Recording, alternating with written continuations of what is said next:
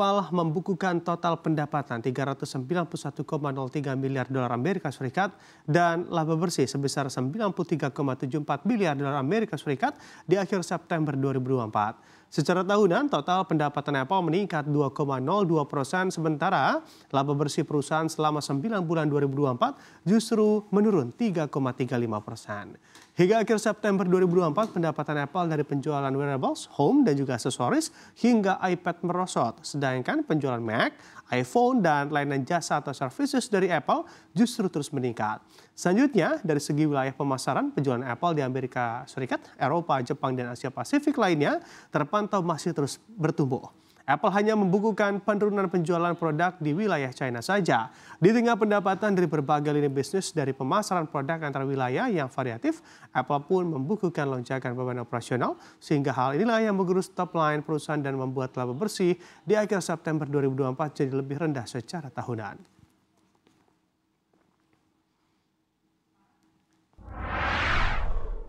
Emiten teknologi Amerika Serikat Amazon berhasil membukukan pertumbuhan kinerja yang signifikan baik di sisi top line maupun bottom line di kuartal ketiga tahun 2024 maupun secara kumulatif di sepanjang 9 bulan pertama di tahun 2024 ini. Pendapatan Amazon di kuartal ketiga tahun 2024 mencapai 158,9 miliar dolar Amerika Serikat atau tumbuh sekitar 11% secara tahunan. Sedangkan di sepanjang 9 bulan pertama tahun ini, pendapatan Amazon juga tumbuh 11,2% secara tahunan menjadi 450,2 miliar dolar Amerika Serikat.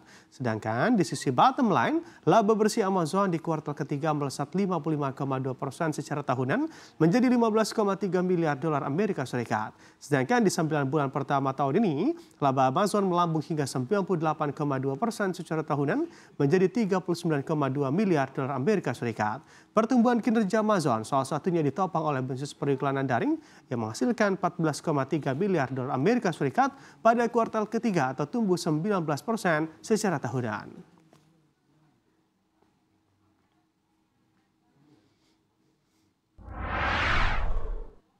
Intel Corporation mengumumkan perolehan total pendapatan sebesar 13,28 miliar dolar Amerika Serikat atau merosot 6,21% secara tahunan.